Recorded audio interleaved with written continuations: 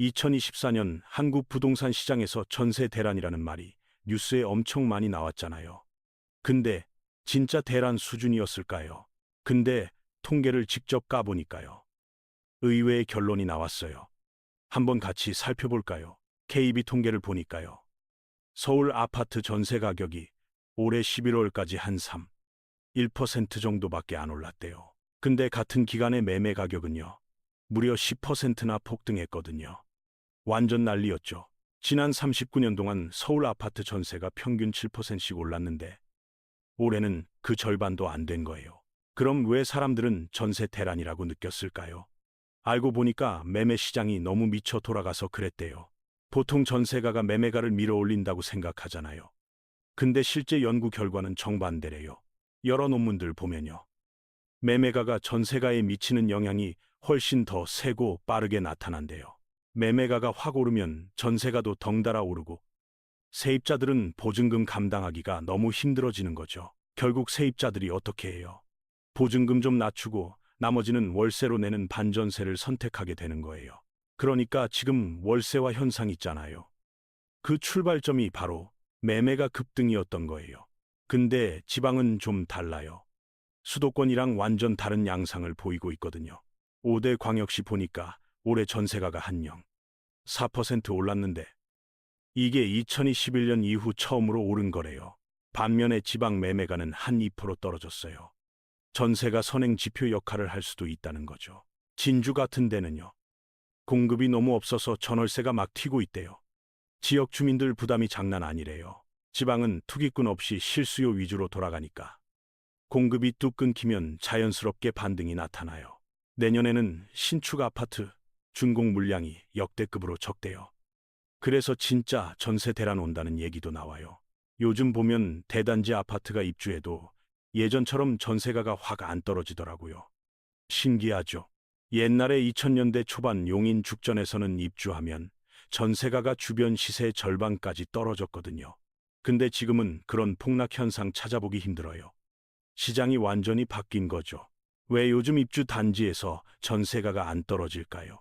전문가가 몇 가지 이유를 분석해줬어요. 첫 번째는 임대차 3법 영향이에요.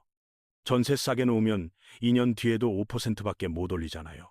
집주인 입장에서 처음에 싸게 계약하면 4년 동안 시세보다 훨씬 적게 받는 꼴이 되는 거예요. 옛날에는 2년만 참으면 시세대로 다시 계약할 수 있었는데 지금은 세입자가 4년을 살 수 있거든요.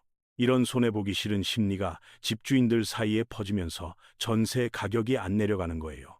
두 번째로 비싼 집일수록 장기 보유 특별공제 혜택 받으려고 집주인이 직접 들어가서 살려고 해요. 요즘 새 아파트들 보면 조경이랑 인테리어가 진짜 좋잖아요. 사전 점검 갔다가 맘 바뀌는 분들 많대요. 재건축 아파트는 평균 연령대가 높아서 남은 인생 여기서 살자. 이런 마음도 크대요. 이런저런 이유들이 합쳐져서 신축 아파트 전세 매물 자체가 많이 줄어든 상황이에요.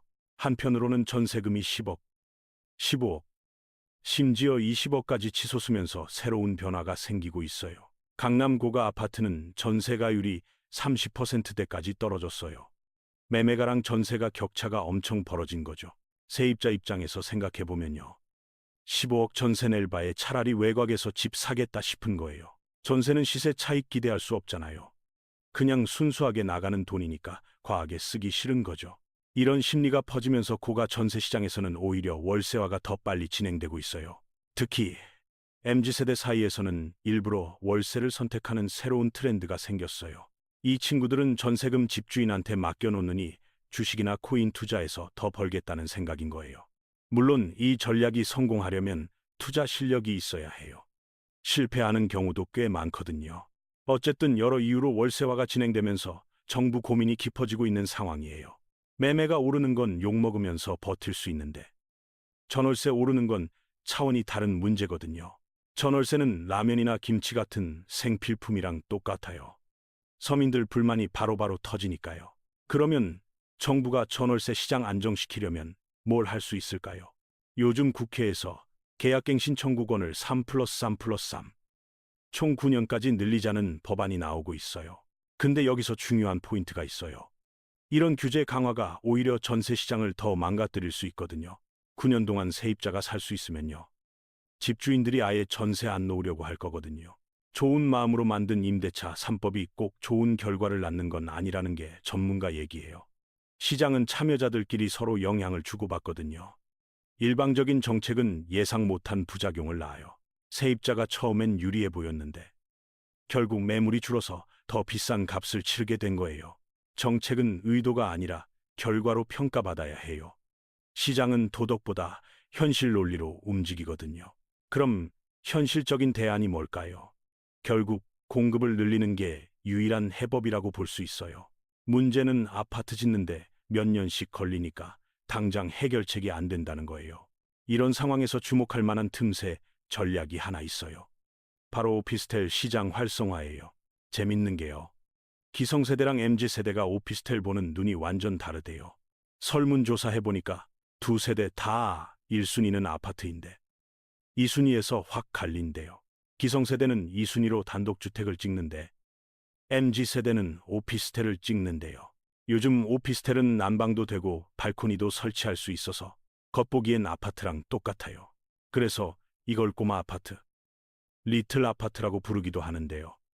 MZ세대 살림집으로 딱이에요. 오피스텔 최대 장점이 뭐냐면요.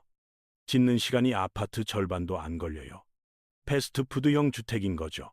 도심 빈 땅에 오피스텔 빨리빨리 지으면 주거 안정에 큰 도움이 될 수 있어요. 정부도 오피스텔 매입 확대 같은 대책들 내놓고 있는데 아직 확 바뀐 건 없는 상황이에요. 오피스텔 시장 살리려면 제일 급한 게 뭘까요? 바로 취득세를 낮추는 거예요. 지금 오피스텔은 업무용으로 분류돼서 취득세가 6%나 붙어요. 진짜 말이 안 되죠. 실제로 오피스텔 80% 넘게가 사람 사는 주거용인데 세금은 업무시설 기준으로 매기거든요. 이걸 일반 주택 수준인 1에서 3%로 낮춰야 해요. 그래야 시장이 살아나거든요. 전국 오피스텔 평균 가격이 3억도 안 되니까 6억 이하 기준 1% 세율 적용받을 수 있거든요. 취득세 낮아지면 젊은 친구들도 오피스텔 사서 살다가 나중에 아파트로 갈아탈 수 있잖아요. 오피스텔을 주택수에서 빼주면 청약 자격도 유지되고 갈아타기도 훨씬 자유로워지고요. 한편 빌라 시장은 전세 사기 터지고 나서 완전히 무너졌어요. 젊은 세대가 아예 안 가려고 해요. 옛날에는 빌라 짓는 집장사들이 많았는데 지금은 거의 다 사라져버렸어요. 반면에 오피스텔은 젊은 세대가 그래도 들어가려고 하는 유일한 비아파트 주거 상품이에요. 오피스텔이랑 빌라 시장 안 살리면 주택시장 안정은 불가능하다는 게 전문가 진단이에요. 수요가 전부 아파트로만 몰리면 아파트 월세 폭등이랑 가격 상승 막을 방법이 없거든요. 지금 전세시장 제일 큰 문제가 뭐냐면요. 가격보다 매물 자체가 너무 없다는 거예요. 임대차 3법 때문에 세입자들이 계약갱신 청구권 행사하면서 전세 매물 순환이 막혀버렸어요. 67 대책으로 대출받으면 실거주해야 되니까 전세 공급이 더 쪼그라든 측면도 있고요. 경제학적으로 보면 전체 재고보다 유통 흐름, 플로우가 시장 안정에 더 중요할 수 있대요. 결국 전세 시장 구조적 위기는 유통 물량 부족에서 시작된 거고 매매 시장까지 흔들 수 있어요. 결국 전세 유통 매물을 늘려서 수급 불균형을 해소할 대안 마련이 정말 급한 상황이에요. 정책 만들 때는 당장의 명분보다 장기적으로 시장에 어떤 영향 미칠지 꼭 봐야 한대요. 좋은 의도로 만든 정책이라도 시장 참여자들 반응 예측 못하면 역효과 날 수 있거든요. 2025년 전월세 시장 안정시키려면 공급 확대랑 규제 완화, 둘 다 균형 잡힌 접근이 필요할 거예요.